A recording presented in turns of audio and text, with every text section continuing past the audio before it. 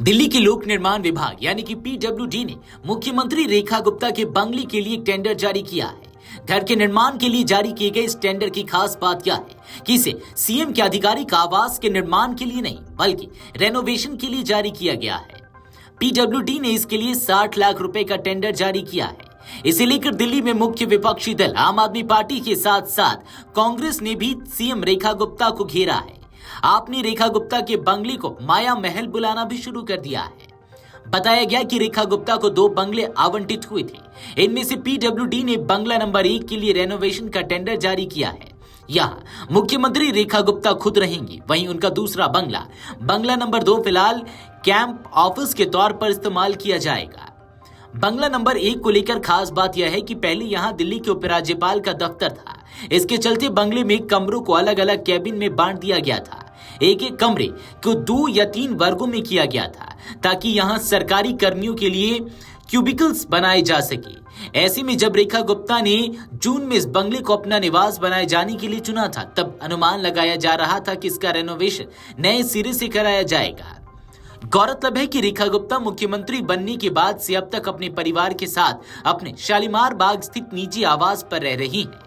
एक media group ने कुछ समय पहले ही जानकारी दी थी कि रेखा गुप्ता पहले लुटियंस दिल्ली में अपने रहने के लिए घर ढूंढ रही थी, लेकिन पीडब्ल्यूडी के पास केंद्र सरकार के प्रबंध के अंतर्गत आने वाले बंगलों से बदलने के लिए कोई ढंग का बंगला नहीं था।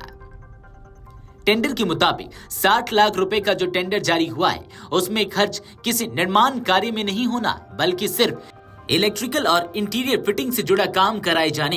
रिपोर्ट्स में कहा गया है कि राजनिवास पर सीएम रेखा गुप्ता को जो बंगला मिला है वह टाइप 7 का बंगला है। इसमें 4 bedroom, drawing room, business hall, एक कॉमन हॉल, आगंतुकों के लिए एक विजिटर हॉल, हाउस हेल्प के लिए कमरा, सभी में बाथरूम, एक बड़ा लॉन, किचन और घर के पीछे एक बैकयार्ड शामिल है। टेंडर के मुताबिक जिस बंगले का रेनोवेशन होना है वहां पहले चरण का टेंडर जारी हुआ है। यहां 2 टन वाले 14 एसी लगाए जाने हैं जिसका खर्च 7.7 लाख रुपए तय किया गया है।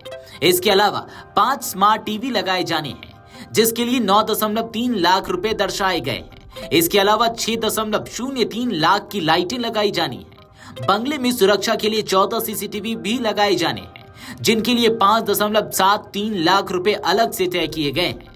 दूसरी तरफ बंगले में छत पर लगाने वाले 23 प्रीमियम पंखे यानी कि सीलिंग फैन लगेंगे। इन पर करीब 1.8 लाख रुपए का खर्च तय किया गया है। इसके अलावा 16 दीवार वाले फैन लगेंगे।